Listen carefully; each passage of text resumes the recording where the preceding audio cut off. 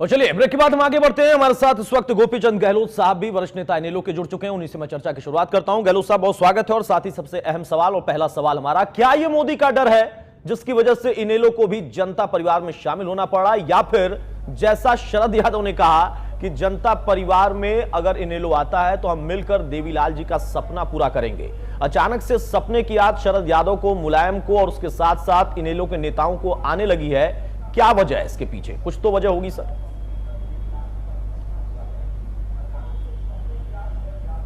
जहां तक जनता परिवार की बात है, देवीलाल जी की बात है, वो आप ये देख लें, हमारे मित्र कह रहे थे कि विचारधारा एक नहीं है। सबको पता है कि ये जो आज के नेता हैं जनता परिवार के, ये सब माननीय देवीलाल जी के साथ इन्होंने काम किया है। उनकी विचारधारा एक है और इनकी चिंता अभी से मेरे दूसरे मित्रों को क्यों होने लगी है?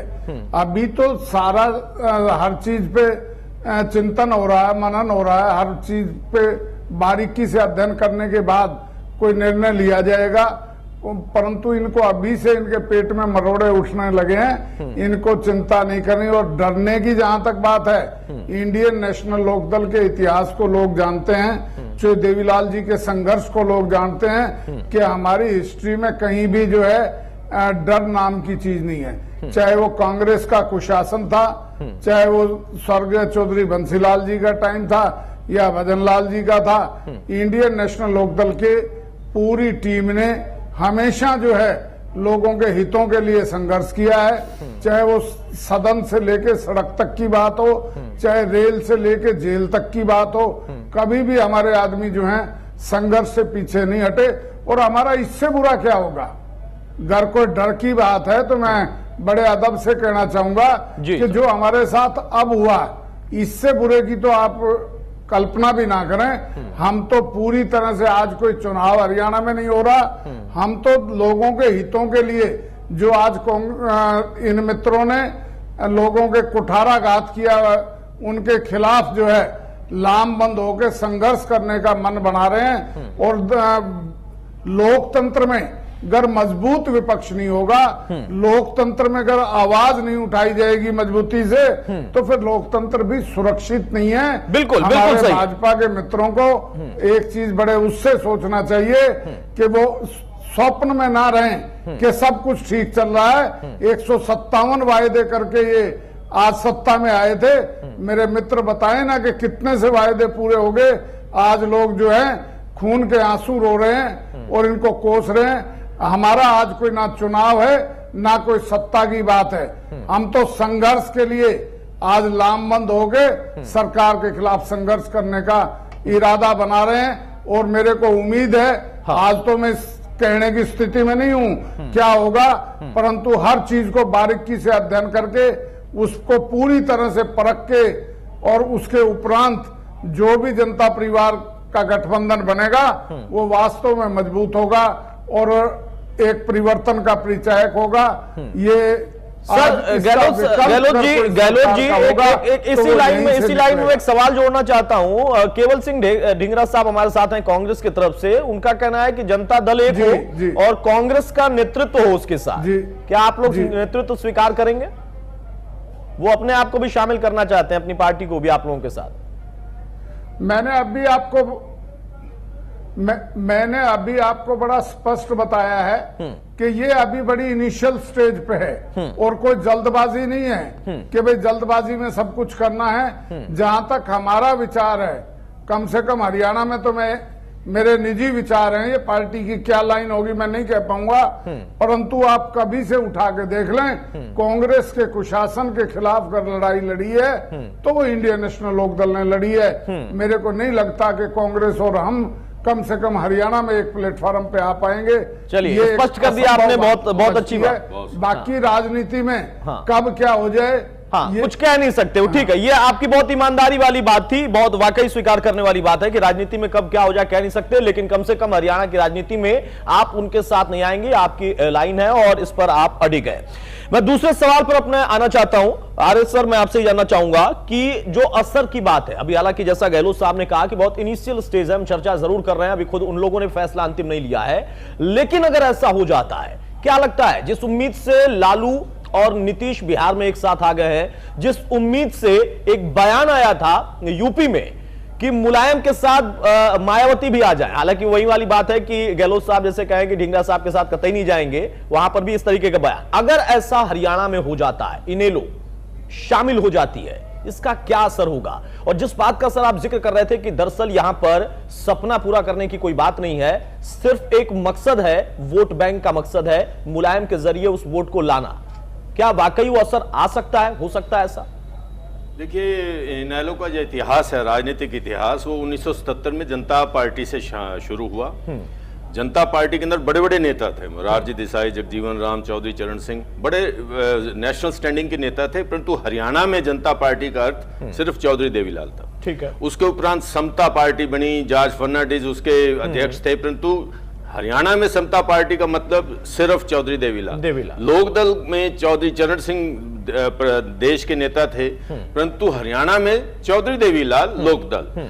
अब लोकदल, समता पार्टी और दम की पार कितने रूपों को लेकर अंतिम जो ये इनेलो है, इसका भी सीधा साधा अर्थ यह है कि जिनके पास चौधरी देवीलाल के परिवार की लेगेसी है, यानी चौधरी ओम प्रकाश चौटाला और उसके बाद उनकी संतान है और उनके बाद उनके पौत्र, वो जिस तरह से आप देख रहे हैं कि राजनीति चल रही है, लोगों ने इसको स्वीकार कर लिया एक तरह से। अब प्रश्न ये है कि इसका इनको जनता परिवार क्या है? जनता परिवार सिर्फ इनेलो है। यदि आप उसका एक नाम बदल भी देते हैं, जिसकी मुझे कोई संभावना नजर नहीं आती, और गहलोत जी ने बड़ी ईमानदारी से ये बात चर्चा की है कि इसके ऊपर अभी मंथन होगा, सोच होगी, देखी जाएगी, और कांग्रेस के साथ जाने का कोई प्रश्न नहीं, क्योंकि कांग्रेस में भी आज आप देखिए एक ग्रुप ऐसा है जो हुड्डा जी के खिलाफ चल रहा है, और हुड्डा जी के बारे में ये रूमर्स हैं कि वो शायद नई पार्टी बना लें। अब इसका जो राजनीतिक प्रभाव होगा, मैं वो 2 मिनट में आपके सामने कह देता हूं। भाजपा में कुछ जाट नेता जाट आरक्षण के नाम पर अपनी राजनीति को ठीक कर रहे हैं, ठीक है, क्योंकि उनको भाजपा में रहना है और भाजपा से बाहर जाकर उनकी कोई स्थिति अच्छी नहीं। हाँ। इसीलिए वो ये चाहते हैं कि भाजपा का जो वर्तमान नेतृत्व है वो जाट आरक्षण का समर्थन करता रहे, परंतु अधिक देर वो नहीं चलने वाला, क्योंकि 80% भाजपा का कार्यकर्ता और भाजपा का जो वोट है वो नॉन जाट के साथ जुड़ा है। तो इसीलिए वो भी इसके ऊपर क्या लेगा वो तो समय बताएगा। वो अपनी स्थिति उसी प्रकार से बात करते रहेंगे, उनके साथ जाट मतदाता बहुत कम है। जहां तक कांग्रेस का प्रश्न है, कांग्रेस में 2-3 जिले, यानी झज्जर जिला मान लीजिए, सोनीपत मान लीजिए, रोहतक मान लीजिए, उसमें हुड्डा जी ने अपनी पंचायत का जमावड़ा अच्छी तरह से बनाया हुआ है और उनका मुख्य मतदाता भी वहां पर जाट है। और ये मानकर चलते हैं कि आरक्षण यदि जाट को मिला है पूरे देश में, तो हुड्डा जी के प्रयासों से मिलेगा, और वो इस क्रेडिट को छोड़ना नहीं चाहते। बिल्कुल। अब वो अशोक और दूसरे साथी, कैप्टन अजय भी उनमें शामिल हैं, जो उन्होंने एक आंदोलन सा चलाया है, मुद्दे कुछ भी हों, मतलब ये है कि हुड्डा की जो सुपरमेसी है कांग्रेस में, वो हम नहीं चलने देंगे। और उनका भी एक ग्रुप है और अच्छा खासा ग्रुप है, क्योंकि कांग्रेस में जाट और नॉन जाट मतदाता लगभग समान उसके अंदर है। अब इनेलो और कांग्रेस का मिलन कभी नहीं हो सकता, ये बिल्कुल धरती के 2 कोने हैं जो आपस में नहीं आ सकते, क्योंकि इनेलो ने चाहे आज का रूप हो चाहे पहले का रूप हो, हमेशा कांग्रेस के विरोध में, गहलोत जी अभी आपके सामने कह के गए कि हमने कांग्रेस के विरोध में खड़े होकर अपने आप को सशक्त किया। ठीक है। और मैं पहले ही कह चुका हूं कि मुलायम सिंह यादव का हरियाणा में कोई लंबा चौड़ा प्रभाव नहीं है। नीतीश कुमार के कोई कोरी वोट नहीं है। लालू यादव और मुलायम यादव रिश्तेदारी जरूर है उन लोगों की, परंतु उस रिश्तेदारी से उनको कोई पॉलिटिकल गेन होगा ऐसा कुछ होने वाला नहीं। तो मैं समझता हूं इसके ऊपर ये मंथन करेंगे और इनके सामने मुख्य रास्ता यही रहेगा, यदि पार्टी को इंटैक्ट रखना है तो एक अच्छे मौके की तलाश करें। वो 10 साल में भी आ सकता है, 5 साल में भी आ सकता है, 20 साल में भी आ सकता है, कल भी आ सकता है, वो तो पॉलिटिकल समय बताएगा कि भाजपा के अल्टरनेटिव के रूप में इनेलो को लोग स्वीकार करें, अदरवाइज इनके सामने ऑप्शन नहीं है। बहुत अच्छे से स्पष्ट कर दिया सर आपने। मैं जानना चाहूंगा ज्ञानचंद गहलोत साहब, गोपीचंद गहलोत साहब आपसे ही जो है कि दरअसल अगर इनेलो शामिल होती है, हालांकि आपने पहले स्पष्ट कर दिया कि बहुत इनिशियल स्टेज है, उस पर हम चर्चा ना करें, लेकिन अगर ऐसा होता है, क्या वाकई हरियाणा की राजनीति पर इसका असर पड़ेगा और अलग तरीके से असर पड़ेगा? यहां पर जो आपकी मंशा होगी, क्योंकि आप मंथन करेंगे अभी, तो मंथन में आप उन बिंदुओं पर चर्चा करेंगे कि ये करते हैं तो उसमें हमें लाभ क्या होगा, क्या वाकई वो लाभ आप हासिल कर पाएंगे? वोट बैंक वाला एक मकसद है। क्या वाकई मुलायम और लालू का असर पड़ेगा, उनका साथ मिलकर यहां पर यादव वोट आपके पास आएंगे?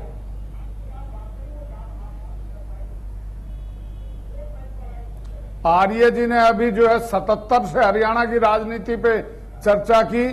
मैं आर्य जी से कहना चाहूंगा कि 77 से नहीं, हम तो जब पंजाब ज्वाइंट था 67 में, तब से प्रताप सिंह कैरो हमारे साथ नाइंसाफी कर रहे थे। उस वक्त से कांग्रेस का विरोध श्री देवीलाल जी ने जम के किया। और इसमें कोई दो राय नहीं कि हरियाणा में चाहे कोई आ जाए, एक पक्ष जो है वो बड़ी मजबूती से इंडियन नेशनल लोकदल का है, चौधरी देवीलाल जी के फॉलोअर्स का है, और उनकी स्थिति आज भी बरकरार है। और चाहे वो किसी नाम से किसी पार्टी में चले जाएं, वो उसी तरह से उनके साथ रहेगा। आज जो है एक बड़ी स्पष्ट सी बात ये कह रहे थे कि मुलायम सिंह जी का या किसी का, ये राष्ट्रीय स्तर के नेता हैं। अगर कोई कहे कि इनका कोई वजूद नहीं है तो ये गलत बात है। ये संघर्ष से निकले हुए नेता हैं। श्री देवीलाल जी के साथ, श्री चरण सिंह जी के साथ इन्होंने काम किया। कम से कम किसान, कमेरे और मजदूर वर्ग में शरद जी का और इनका अपना वो है। और अभी आपने देखा होगा कि भारतीय जनता पार्टी ने जो एक ड्रामा बिहार में खेला था, उसको भी किस तरह से विराम लगा। जो मांझी को इन्होंने सेट करने की कोशिश की थी, उसमें भी मुंह की खानी पड़ी। तो इस चीज को आप झुठला नहीं सकते। हरियाणा जो है चौधरी देवीलाल जी के संघर्षों की वजह से बना। हरियाणा में दूसरा न्याय युद्ध लड़के अगर अपने हक हकूक लिए तो वो हमने लिए।